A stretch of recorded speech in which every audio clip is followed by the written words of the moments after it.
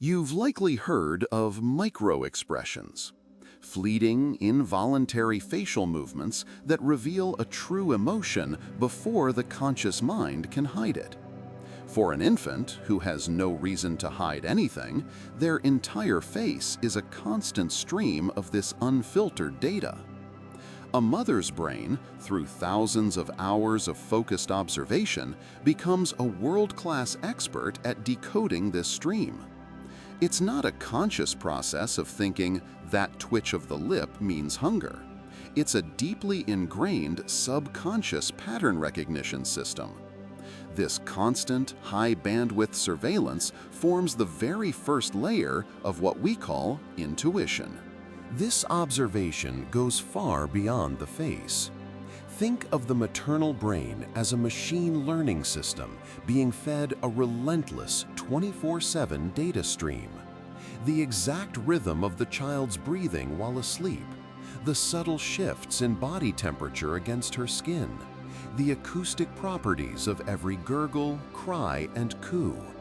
All of this is logged, not as distinct memories, but as a vast, interconnected data set that establishes an incredibly precise baseline for what is normal for this specific individual. Any deviation from this baseline, no matter how small, becomes a significant signal. What drives this intense focus? The hormone oxytocin is often simplified as the love hormone, but its function is more like a neural amplifier for social cues. During and after pregnancy, elevated oxytocin levels effectively tune the maternal brain, making the infant's signals the most important information in the environment. It enhances pattern recognition specifically for social stimuli.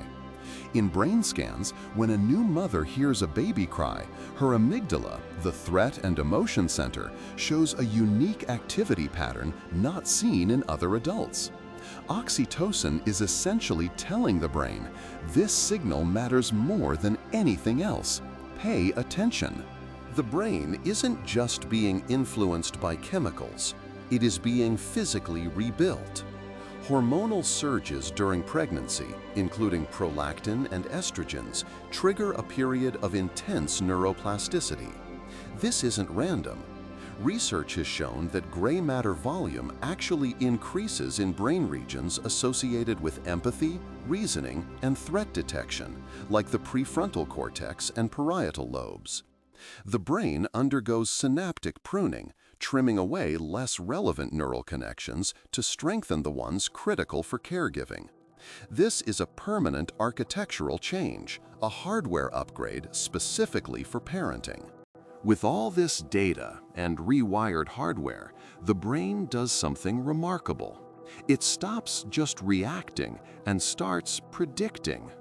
Based on the terabytes of accumulated data, it builds a sophisticated predictive model of the child. This model constantly runs simulations of the child's future state, in the next second, the next minute, the next hour. Maternal intuition, that gut feeling, is often the brain flagging a prediction error. It's a subconscious alert that says observed reality is deviating from the highly probable predicted reality. The feeling that something is off is a statistical anomaly being detected by this powerful internal engine. Then there is the mirror neuron system. These are clusters of neurons that fire both when an individual performs an action and when they see someone else perform that same action. In a mother, this system creates a profound neural echo of her child's state. When she sees her child feel pain, her own pain circuits activate. When she sees them laugh, her reward circuits fire. This is more than just empathy. It's a direct, visceral simulation. The feeling in her gut is, in part, a low-fidelity replay of her child's actual physical and emotional state translated into her own body's language. The system is specialized across every sense. Consider hearing. A mother's brain becomes exquisitely tuned to the unique acoustic signature of her own child's cry. Studies show that while a non-parent might be woken by any crying baby, a mother can often sleep through the cries of other infants but will awaken instantly to her own. This isn't about volume, it's about frequency, pitch, and timbre. Her brain has learned to treat that specific sound profile as a priority 1 interrupt signal, capable of overriding deep sleep or any other task. It is a perfectly evolved alarm system. This entire system does not fade after infancy. It simply evolves. The predictive model grows in complexity, incorporating new data types. First, it learns simple patterns of feeding and sleeping. Then it models motor development, then language acquisition. Eventually, it begins to model the child's social circles, their emotional triggers, their abstract thoughts. The underlying mechanism remains the same, a deep, data-driven simulation that flags deviations from the established norm. The mother's intuition that her teenager is having a problem at school uses the same neural architecture that once detected a slight change in breathing. So, maternal intuition is not a sixth sense or a mystical power. It is a biological, high-performance computing system. It's the result of permanent hormonal remodeling of the brain's hardware, amplified by the neurochemistry of bonding, and fed by years of continuous, high-fidelity sensory data.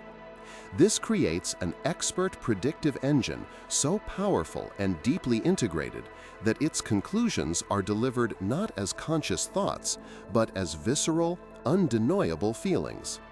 It is a form of expertise as real and scientifically measurable as that of a surgeon or a pilot, developed under the highest evolutionary stakes imaginable. Monotony has grown fast. Nearly 2,700 people have watched in the last few weeks, yet less than 0.03% are subscribed.